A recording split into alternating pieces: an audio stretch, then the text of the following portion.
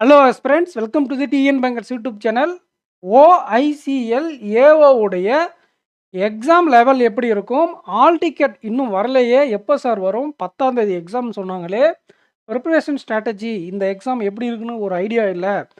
அப்படிங்கிற நிறைய ஆஸ்பிரண்ட்ஸ் இருப்பீங்க. உங்களுக்கான வீடியோ தான் ஆஸ்பிரண்ட்ஸ் இது. கன்டென்ட்டுக்குள்ள போறதுக்கு முன்னாடி, நீங்க இன்னும் டிஎன் பேங்கர்ஸ் சேனலை சப்ஸ்கிரைப் பண்ணாம இருந்தா, சப்ஸ்கிரைப் பண்ணிட்டு இந்த வீடியோக்கு லைக் பண்ணிக்கோங்க ஆஸ்பிரண்ட்ஸ்.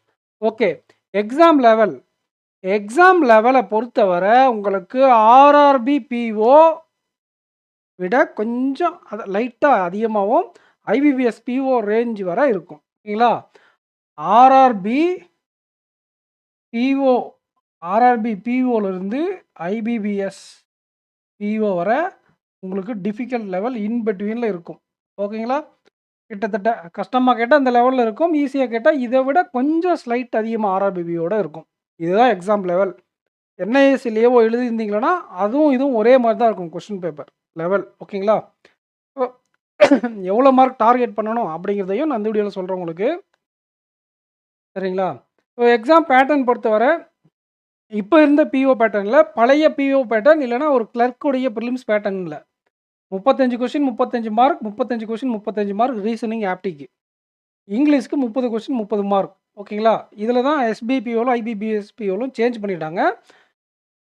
பேட்டர்ன் பார்க்க கிளர்க்குடைய ப்ரிலிம்ஸ் மாதிரி இருந்தாலும் எக்ஸாம் லெவல் பிஓ ப்ரிலிம்ஸ் லெவலில் தான் இருக்கும். ஓகேங்களா? பிஓ ப்ரிலிம்ஸை ஈஸியாக கேட்டால் எப்படி இருக்குமோ அந்த மாதிரி இருக்கும். சில நேரங்களில் ஏஓ எக்ஸாம்ஸும் டஃப்பாக கேட்பது வழக்கம். ஏதாவது ஒரு எக்ஸாம் டஃப்பாக கேட்பாங்க. எல்லா ஏஓ எக்ஸாமும் டஃப்பாக கேட்க மாட்டாங்க. திடீர்னு எதான ஒரு எக்ஸாம் இல்லைனா மல்டிபிள் ஷிஃப்ட் இருக்கும்போது எதனா ஒரு சில ஷிஃப்ட்டில் எதனா ஒரு சப்ஜெக்ட் மேக்ஸிமம் ஆப்டியில் சில நேரங்களில் டஃப்பாக கேட்டிருக்காங்க. ஓகேங்களா?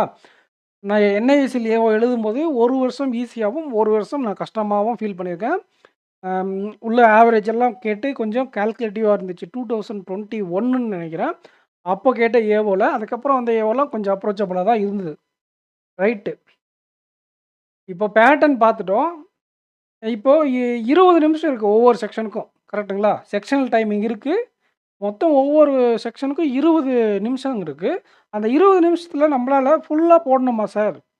ஃபுல்லாக போட்டால் தான் எக்ஸாம் கிளியர் பண்ண முடியுமானா அப்படி கிடையாது. ஆனால் மேக்ஸிமைஸ் பண்ணணும் உங்களுடைய அட்டெம்ப்ட்டை. ஐபிபிஎஸ் பிஓ மாதிரியோ இல்லை எஸ்பிஐ பிஓ மாதிரியோ கம்மியான அட்டெம்ப்ட் கொடுத்துட்டு வந்தால் டவுட்டு தான். ஏன்னா இதில் வேக்கன்சி 285 கிட்ட தான் இருக்குது. ரொம்ப கம்மியான வேக்கன்சி, கம்மியான ஆஸ்பிரண்ட்ஸாக தான் மெயின்ஸுக்கு கொண்டு போவாங்க. ஐபிபிஎஸ் பிஓ மாதிரி மாஸ் லெவலில் கொண்டு போய் நிறைய பேர் மெயின்ஸ் எழுதுறதா இருந்தால் கட் ஆஃப் கம்மியாக இருக்கும். குறைவான மெம்பர், ஆல் இண்டியா போஸ்ட் இதெல்லாம் கன்சிடர் பண்ணுறதுனால கட் ஆஃப் அதிகமாக தான் இருக்கும். அதனால் நம்ம அட்டெம்ப்டை கூட்டணும். ஸோ அட்டெம்ப்டை கூட்டணும்னா என்ன பண்ணணும்? அதுக்கான கரெக்டான ப்ராப்பரான ஸ்ட்ராட்டஜி போட்டு நம்ம ப்ரிப்பேர் பண்ணணும். அதையும் நான் சொல்கிறேன் உங்களுக்கு. ரைட்டு. எவ்வளோ அட்டெம்ப்ட் டார்கெட் பண்ணணும் அப்படின்னா, ஆப்டியில் 35 கொஸ்டின் இருக்குல்ல, அட்லீஸ்ட் ஒரு 28 டார்கெட் வந்து ஒரு 28 கிட்ட டார்கெட் பண்ணுங்கள். 28, 25 மினிமம் 25. ஓகேங்களா? மினிமம் 25, 28லேருந்து 25 டார்கெட் பண்ணுங்கள். ரீசனிங் செக்ஷனில் 30+ டார்கெட் பண்ணுங்கள். 35வும் போடுவாங்க. சில டாப்பர்ஸ் 35வும் போடுவாங்க. சரிங்களா? இங்கிலீஷில் 20+ டார்கெட் பண்ணுங்கள். சரிங்களா? இது வந்து அட்டெம்ப்ட்டு. ஓகேங்களா? இதில் பாருங்கள், மினிமம் 25, இதில் 30, 55 ஆச்சு. இதில் ஒரு 20, 75. So 75+ attempt minimum. 75லேருந்து 78 அட்டெம்ப்டாக நீங்கள் டார்கெட் பண்ணுறீங்க. அதில் நீங்கள் இங்கிலீஷில் கொஞ்சம் தப்பு விடுவீங்க, ஆப்டி ரீசனிங்கில் ஏதாச்சும் தப்பு விடுவீங்க. ஓகேங்களா? அதில் தப்பெல்லாம் போயிட்டு ஒரு 72 கிட்ட இருந்தால் சேஃப்னு நினைக்கலாம். ஓகேங்களா? கட் ஆஃப் 68 கூட வர வாய்ப்பு இருக்குது. ஏன்னா இந்த வருஷம் வழக்கமாக இருந்ததை விட கொஞ்சம் வேக்கன்சி அதிகம் தான். இந்த மாதிரி எக்ஸாம்ஸ்க்கெல்லாம் 100, 120 வேக்கன்சிஸ் தான் வரும். இந்த டைம் 285 அப்படிங்கிறதே சூப்பரான ஒரு வேக்கன்சி இந்த ஏஓ எக்ஸாமுக்கு. அப்படிங்கும்போது நீங்கள் ஒரு 75லேருந்து 78 டார்கெட் பண்ணி ப்ரிப்பேர் பண்ணி அட்டன் பண்ணி ப்ராக்டிஸ் பண்ணீங்க அப்படின்னா எக்ஸாமில் கட் ஆஃப் கிளியர் பண்ணுறதுக்கான சான்சஸ் அதிகமாக இருக்குது. கொஸ்டின் எப்படி கேட்டாங்க, பசங்களாம் எப்படி பர்ஃபார்ம் பண்ணாங்க அப்படிங்கிறத பார்த்துட்டு வேணால் நம்ம குட் அட்டெம்ப்ட் இது அப்படின்றத ஃபிக்ஸ் பண்ணிக்கலாம். கம்மியாக இருக்கா அதிகமாக இருக்குன்றதை நான் சொல்லுவேன். ஆனால் இப்போது 75லேருந்து 78 அப்படிங்கிறத டார்கெட் பண்ணி ப்ரிப்பேர் பண்ணுங்கள். கண்டிப்பாக கஷ்டமாக இருக்கும். மார்க் டெஸ்ட் எல்லாம் போட முடியாது இவ்வளோ. ஆனா, நீங்க இவ்வளோ டார்கெட் பண்ணணும். எக்ஸாம் போகும்போது இவ்வளோ டார்கெட் பண்ணி போணும். எக்ஸாம் லெவல்ல பிராக்டிஸ் பண்ணுங்க. எக்ஸாம் ஒட்டி இருக்கக்கூடிய லாஸ்ட் ஒரு 2 டூ 3 டேஸ்ல. ஓகேங்களா? இன்னும் ஒரு 1 வீக் மேல இருக்கு. அதில கடைசி 3 டேஸ் நல்லா ஸ்பீடா பிராக்டிஸ் பண்ணணும். ஹை லெவல் சம்லாம் பிராக்டிஸ் பண்ணக்கூடாது. ஸ்பீடு வேணுன்றதுக்காக ஸ்பீடா பிராக்டிஸ் பண்ணுங்க. சரி, ஹால் டிக்கெட் எப்போ சார் வரும்? இத ஃபர்ஸ்ட்டே சொல்லியிருக்கணுமோ? ஹால் டிக்கெட் எப்போ சார் வரும்? அப்படின்னு சில பேருக்கு டவுட்டா இருக்கும். OICL ஏவோடைய ஹால் டிக்கெட் சாட்டர்டே வந்துரும். ஓகேங்களா? சாட்டர்டேக்குள்ள வந்துரும். ஸோ ஹால் டிக்கெட் வந்ததும் எக்ஸாம் சென்டர் என்ன தூக்கி கேரளாவுல போடுவாங்களா? இல்ல தெலுங்கானாவுல போடுவாங்களா? அப்படிங்கிற டவுட் நெறைய பேருக்கு இருக்கும். 90% ஆஸ்பிரண்ட்ஸ்க்கு மேல அவங்க கேட்ட சென்டர் குடுத்துருவாங்க. ஏன்னா, இதில தமிழ்நாட்ல நெறைய சென்டர்ஸ் இருக்கு. நம்ம அப்ளை பண்ண சென்டர் கெடைச்சிரும். இதுக்கு முன்னாடி அப்ளை பண்ணும்போது நெறைய சென்டர் இருந்ததே சார் அப்படிங்கிற டவுட் உங்களுக்கு இருக்கும். ஆக்சுவலா இது வேக்கன்சி கம்மி. நம்பர் ஆஃப் கேண்டிடேட்ஸ் அப்ளை பண்ணவங்க கம்மி. அப்ளை பண்ணவங்க கம்மி இருக்கிறதுனால இருக்கக்கூடிய சென்டர வச்சு கரெக்ட்டா மேனேஜ் பண்ணா, நம்ம கேட்ட இடத்த குடுத்துருவாங்க. ஓகேங்களா? அப்படியும் தாண்டி சுத்தி போடுறாங்க அப்படின்னா கஷ்டம் தான். ஓகேங்களா? டெஃபினட்டா நமக்கு 90% ஆஸ்பிரண்ட்ஸ்க்கு நம்ம கேட்ட சென்டர் கிடைச்சிரும். அத பத்தி நீங்க யாரும் கவலைப்பட வேண்டாம். ஹால் டிக்கெட்டும் கூடிய சீக்கிரம் வந்துரும். இந்த பிரச்சனை ஓகே. இப்போ எல்லாத்தையும் பார்த்தாச்சு. Preparation strategy. இப்போ பிஓ லெவல் கொஸ்டின் சொல்ட்டீங்க. அட்டெம்ப்ட் அதிகமா குடுக்கணும்னு சொல்ட்டீங்க. நான் பிஓ மார்க் எடுத்து போட்டா, அது பயங்கர கொடூரமா இருக்கு. எனக்கு 18 மார்க் தான் வருது. 15 மார்க் தான் வருது சார். நீங்க என்ன சார் 30 மார்க் சொல்றீங்க, 25 மார்க் சொல்றீங்கன்னு கேட்பீங்க. ஆக்சுவலா நீங்க என்ன பண்ணலாம் அப்டின்னா, மிக்ஸ்டு டெஸ்ட்டா போடுங்க. என்ன மிக்ஸ்டு டெஸ்ட் அப்டின்னா, ஆர்ஆர்பி, பிஓ செக்ஷனல் டெஸ்ட் போடாம வச்சிருந்தீங்க அப்டின்னா, அத எடுத்து போடுங்க. அதுக்கப்புறம் நீங்க இந்த எக்ஸாம ஃபுல் டெஸ்ட்டா போடுங்க. புரியுதுங்களா? மிக்ஸ்டு என்ன மிக்ஸ்டுனா, இந்த எக்ஸாம் ஓஐசிஎல், ஏஓ எக்ஸாம ஃபுல் டெஸ்ட்டா போடுங்க. ஒரு சில மார்க் வந்து ஈஸியா இருக்கும். ஒரு சில மார்க் கஷ்டமா இருக்கும். ஓகேங்களா? அதோட சேர்ந்து ஆர்ஆர்பி, பிஓ செக்ஷனல் டெஸ்ட்டையும் பிராக்டிஸ் பண்ணிக்கோங்க. இல்ல RRB, PO full test practice பண்றதாலும் பண்ணுங்க. உங்களுக்கு ஸ்பீடு நல்லா வரும். ஸ்பீடு நல்லா இன்க்ரீஸ் ஆகும். ஓகேங்களா?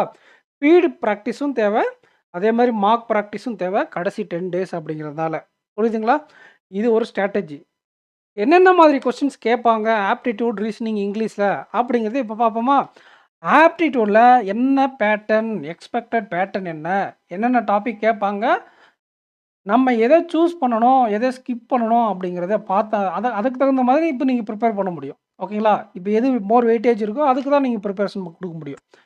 ஆப்டிட்யூட் செக்ஷன பொறுத்தவர ஆப்டிட்யூட் செக்ஷன பொறுத்தவர 2 டிஏ கம்பல்சரியா இருக்கும். ஓகேங்களா? அதுக்கப்புறம் number serious, approximation, quadratic equation. இந்த டாபிக்ல இருந்து உங்களுக்கு 10 மார்க் இருக்கும். ஓகேங்களா? இதிலிருந்து 10 மார்க்ஸ்க்கு இருக்கும். இதிலிருந்து 10 டூ 12 மார்க்ஸ். ஓகேங்களா? இந்த டிஐ கஷ்டமா கேட்டாக்கல 6, 6 கொஸ்டின் இருக்கும். அப்ரோச்சபிளா கேட்டா 5, 5 கொஸ்டின் இருக்கும். ஓகேங்களா? ஸோ இது இந்த 22 கம்பல்சரியா நம்ம அட்டெண்ட் பண்ணிடணும். பிஓ எக்ஸாம்னா இவ்வளோ மட்டும் பண்ணியிருந்தாலே நம்ம எக்ஸாம் கிளியர் பண்ணிடுவோம். ஆனா இது வந்து ஒரு அப்ரோச்சபிளான ஒரு எக்ஸாம் அப்படிங்கிறதுனால, கண்டிப்பா அரித்மெட்டிக் டாபிக் உடைய ரெக்யர்மென்ட் நமக்கு அதிகமா இருக்கு. அரித்மெட்டிக் டாபிக்ல இருந்து தான் மீதி கொஸ்டின்ஸ் இருக்கும். அரித்மெட்டிக் சில நேரங்களில் கேஸ்லெட் கேட்பாங்க. கேஸ்ல டேலண்டா இருக்கு. நீங்க நல்லா பிராக்டிஸ் பண்ணி வச்சிருக்கீங்க. ஸ்பீடா இருக்கு. என்ன எப்படி கேட்டாலும் போட்டுருவீங்க அப்படின்னா கேஸ்லெட் எடுங்க. இல்லன்னா அரித்மெட்டிக் டாபிக்ஸ பிக் பண்ணி அடிங்க. நம்மளுடைய டார்கெட் 25லேருந்து 28 மினிமம். 30 கூட டூயபிளா இருக்கும். 30 கூட டூயபிளா இருக்கும் சில பேருக்கு. எவ்வளோ முடியுமோ பாசிபிள் இருக்கோ அவ்வளோ அட்டெண்ட் பண்ணுங்க. 25 அட்டெண்ட் பண்றது வந்து கம்மியா டார்கெட் பண்ணக்கூடாது. எக்ஸாம் அந்த மாதிரி இருக்கும். அதனால மினிமம் நான் அவ்வளோ டார்கெட் பண்ண சொன்னேன். இப்போ நமக்கு இங்கேயே 20 கொஸ்டின் வந்துருச்சு. அந்த பிஓ எக்ஸாம்ஸ், எஸ்பிபிஓலாம் என்ன சொல்லுவோம்னா, 1, 2 கொஸ்டின் ஸ்கிப் பண்ணிடுங்க அப்படின்னு சொல்லுவோம். இங்க 1, 2 கொஸ்டின் ஸ்கிப் பண்ணா கூட எகைன் நீங்க அட்டெண்ட் பண்ணிட்டு வந்து திருப்பி அத அட்டெண்ட் பண்ற மாதிரி சிச்சுவேஷன் இருக்கும். அந்த அளவுக்கு கஷ்டமா கேட்டாங்க அப்படின்னா தான், நம்ம அட்டெம்ப்ட் குறைக்கிற மாதிரி இருக்கும். புரிஞ்சுதுங்களா? என்னதான் அவங்க கொஞ்சம் மாடரேட்டா கேட்டாலும் நம்ம அட்டெம்ப்ட் அதிகமா தான் போடணும். 2 டிஐலேருந்து 10 மார்க், நம்பர் சீரியஸ்லேருந்து 10 மார்க், அட்டெம்ப்ட் 20 கவர் ஆயிடுச்சு. அரித்மெட்டிக்லேருந்து செலக்டிவா ஒரு 5 டூ 7 கொஸ்டின்ஸ் நம்ம அட்டெண்ட் பண்ண தெரிஞ்சிருக்கணும். அப்போ நமக்கு 5 டூ 7 டாபிக்ஸ் ஆச்சு நமக்கு தெரிஞ்சிருக்கணும். அரித்மெட்டிக் நல்லா அப்ரோச் பண்ண தெரிஞ்சிருக்கணும். அதனால ஒரு 8 டாபிக்ஸ் 7 டூ 8 டாபிக்ஸ்ல அரித்மெட்டிக்ல கொஞ்சம் ஸ்பீட் ப்ராக்டிஸ் பண்ணிட்டு போங்க. நம்பர் ஆஃப் அட்டெம்ப்ட்ஸ் அதிகமா குடுக்க வேண்டிய கட்டாயம் இருக்கிறதுனால, இதில நீங்க ஒரு 7 டாபிக் படிச்சுட்டு போறீங்க. அதில ஒரு 3 கொஸ்டின் இல்ல 4 கொஸ்டின் நீங்க அட்டெண்ட் பண்றீங்க அப்படின்னா கூட உங்களுக்கு பூஸ்ட் தான். ஆனா, அதுக்குன்னு டிஐ, நம்பர் சீரியஸ், குவாட்ராட்டிக் ஈக்குவேஷன கேர்லெஸ்ஸா எடுத்துட்டு போகக்கூடாது. அது ஸ்பீடா போட்டு சேவ் பண்ணக்கூடிய டைம்ல தான் அரித்மெட்டிக் போடுறீங்க. இல்ல கேஸ் ரைட் போடுறீங்க. சரிங்களா? இத நீங்க பிராக்டிஸ் பண்ணணும். அதே சமயம் ஸ்பீட் பிராக்டிஸ்ன்றது ரொம்ப முக்கியம். அப்பதான் டிஐயும் மத்த டாபிக்ஸும் நம்மளால வேகமா போட்டு டைம் சேவ் பண்ணி மீதி இருக்கக்கூடிய டைம்ல அரித்மெட்டிக்கையோ, கேஸ் ஸ்டடியோ வச்சு கம்ப்ளீட் பண்ண முடியும். ஓகேங்களா? அதனால மினிமம் ஒரு 7லிருந்து 8 டாபிக் அரித்மெட்டிக் ஸ்ட்ராங்கா இருந்திருக்கணும். நல்ல கால்குலேஷன் ஸ்பீடு இருந்தா தான் இந்த ஆப்டிட்யூட் செக்ஷன நம்மளால கிளியர் பண்ண முடியும். அடுத்து ரீசனிங் செக்ஷன்ல ரீசனிங் செக்ஷன்ல என்ன கேட்பாங்க அப்படின்னு பார்த்தீங்கன்னா, ஒரு அ எ 10 டூ 12 கொஸ்டின்ஸ்ல ஸ்பீட் டாபிக்கான ஸ்பீடா போடக்கூடிய inequality, syllogism, coding, decoding, direction, ordering அந்த மாதிரி கொஸ்டின்ஸ் எல்லாம் இருக்குல்ல, அது வந்து ஒரு 8லிருந்து 12 இருக்கும். நான் மினிமம் 10 போட்டிருக்கேன். ஓகேங்களா? 10 டூ 12 போட்டிருக்கேன். 8லிருந்து 12 தான் இருக்கும். ஓகேங்களா? சில நேரங்களில் குறைச்சு ஒரு பஸ்ஸில் எக்ஸ்ட்ரா கேட்டுருவாங்க. அப்போ நமக்கு 8லிருந்து 12 கொஸ்டின்ஸ் ஸ்பீடா போடக்கூடிய டாபிக் இருக்கும். பசில்ஸ் வந்து பசில்ஸ் தான் இருக்கும். மீதி எல்லாம் கடைசியில மிஸ்செலேனியஸ்க்கு ஒரு கொஸ்டின் ஒரு 3 கொஸ்டின் குடுத்துருப்பாங்க. 2 டூ 3 கொஸ்டின் மிஸ்செலேனியஸ் இருக்கும். மீதி எல்லாமே பசில் சீட்டிங் தான் இருக்கும். இந்த பசில் சீட்டிங்க பொறுத்தவர ஓகேங்களா? நம்ம டார்கெட் 30. அப்போ ஒரே ஒரு பசில் ஸ்கிப் பண்ண முடியும். அவ்வளோதான். அதுவும் நீங்க அந்த பசிலையும் போட்டுட்டு, இந்த 2, 3 மார்க் கொஸ்டின மட்டும் தான் ஸ்கிப் பண்ணீங்கன்னா, உங்களோட அட்டெம்ப்ட் 32 இல்ல 33 இருக்கும். புரிஞ்சுதுங்களா? இந்த 1 மார்க் கொஸ்டின் சில பேர் அப்படி பண்ணுவாங்க. ரொம்ப வேகமா போடுறவங்க இந்த 1 மார்க் கொஸ்டின மட்டும் விட்டுட்டு மத்ததெல்லாம் போட்டுருவாங்க. இல்ல நீங்க ஸ்பீடா போடல, ஒழுங்கா பிக்கப் பண்ண முடியல, கடைசி 2 நிமிஷம், 3 நிமிஷம் தான் இருக்குன்றபோது, அந்த 1 மார்க் வச்சு கம்ப்ளீட் பண்ணீங்கன்னா, உங்களால ஒரு பசில கம்ப்ளீட் பண்ணியிருக்க முடியாது. அது சில நேரங்களில் அது அந்த சர்டைன் நம்பர் ஆஃப் பசில் இருந்து அத ஒரு 3 மார்க்கா விட்டிருந்தீங்கன்னா, இன்னும் பெட்டரா இருக்கும். ஓகேங்களா? ஸோ பசில சூஸ் பண்ணுங்க. சர்டைன் நம்பர் ஆஃப் பசில லீஸ்ட் ப்ரையாரிட்டியா வச்சுக்கோங்க. அண்ட் ஆர்கனைசேஷன் பேஸ் பண்ண பசில நல்லா பிராக்டிஸ் பண்ணி வச்சுக்கோங்க. அது கேட்டிருந்தா அவங்க எக்ஸாம்ல டைம் கன்சியூமிங் ஆகும். 3 ஆர்கனைசேஷன் 8 பேர் இருக்காங்க, 9 பேர் இருக்காங்க. ஒரு ஆர்கனைசேஷன்ல 2 பேருக்கு மேல கிடையாது, 3 பேருக்கு மேல கிடையாது. அந்த மாரி ஒரு பசில் இருக்கும். அந்த டாபிக் மட்டும் தான் இதுவரைக்கும் நெறைய ஆஸ்பிரண்ட்ஸ் கிட்ட நான் ஃபீட்பேக் கேட்டுருக்கேன். அது கேட்ட ஷிப்ட்லலாம் அது சொதப்பியிருக்காங்க. ஒண்ணு அத எக்ஸாம்ல சூஸ் பண்ண வேண்டாம். இல்லன்னா அதிகமான பிராக்டிஸ் பண்ணிட்டு போய் எக்ஸாம் அட்டெண்ட் பண்ணுங்க. எடுத்த உடனே அந்த பஸ்ல அட்டெண்ட் பண்ண வேண்டாம். இல்லன்னா லாஸ்ட் ப்ரையாரிட்டியா வச்சுக்கோங்க. ஓகேங்களா? சர்டைன் நம்பர் ஆஃப் பஸ்ஸலும் கேட்டு அதுவும் கேட்டிருக்காங்கன்னு மட்டும் நீங்க யோசிங்க எது சூஸ் பண்ணலாம் அப்படின்ட்டு. இல்லன்னா சூஸ் வைஸ்லி டைம் மேனேஜ் பண்ணி கத்துக்கோங்க இங்க டெஸ்ட் போடும்போதே.